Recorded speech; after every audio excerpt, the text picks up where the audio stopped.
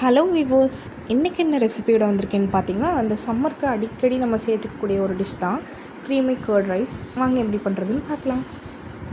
First குக்கரில் சாதம் வச்சு எடுத்துக்கலாம். மேலால் இருக்க உதிரியாக இருக்க ரைஸ் எல்லாம் தனியாக எடுத்து வச்சுட்டு, அடியில் நல்லா குழஞ்சிருக்கும். அந்த ரைஸை நல்லா சூடாகவே கலக்கி விட்டு நம்ம குழச்சி எடுத்துக்கலாம். இது கூட பார்த்திங்கன்னா, நம்ம காய வச்சு ஆற வச்சுருக்க பாலை இது கூட சேர்த்துக்க போகிறோம். பால் சேர்த்ததுக்கப்புறம் பார்த்திங்கன்னா, தயிர் நான் இன்றைக்கி ஹட்சன் கர்ட் தான் எடுத்திருக்கேன். 2 பாக்கெட் வாங்கி அதில் 1.5 பாக்கெட்ஸ் இதில் ஆட் பண்ணிக்கிட்டேன்.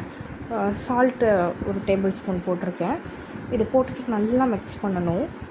நல்லா க்ரீமியாக வர அளவுக்கு நல்லா மிக்ஸ் பண்ணணும். வேணும்னா little bit of water add பண்ணிக்கலாம். அவ்வளோதாங்க. இப்போ இதுக்கு தாளிப்பு ரெடி பண்ணி இது கூட சேர்த்துக்க போகிறோம்.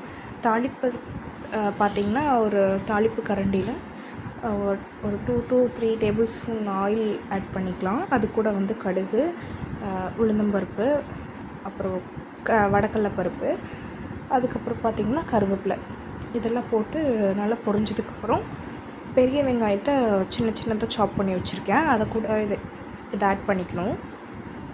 ஆட் பண்ணி பார்த்திங்கன்னா, வெங்காயம் நல்லா பொன்னிறமாக வணங்கி வரணும். அதுதான் ஒரு ஃப்ளேவர், ஸ்மெல் எல்லாமே கிடைக்கும்.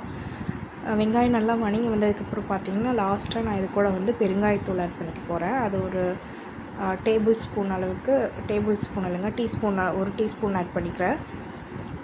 ஆட் பண்ணதுக்கப்புறம் அந்த தாளிப்பை எடுத்து நம்ம இந்த ஆல்ரெடி மிக்ஸ் பண்ணி வச்சுருந்தோம் இல்லைங்களா, க்ரீமி கர்ட் ரைஸ், இது கூட ஆட் பண்ணி நல்லா மிக்ஸ் பண்ணி எடுத்துகிட்டு சர்வ் பண்ணுறதுக்கு ரெடி ஆயிருங்க. ரொம்பவே easy and simple. 5 to 10 minutes கூட டைம் எடுக்காது. இதே மாதிரி ட்ரை பண்ணி பாருங்கள். அடிக்கடி தயிர் சேர்த்துக்கோங்க சம்மர் டைமில். எப்படி இருந்துச்சுன்னு கமெண்ட்ஸில் சொல்லுங்கள். தேங்க்யூ ஃபார் வாட்சிங்.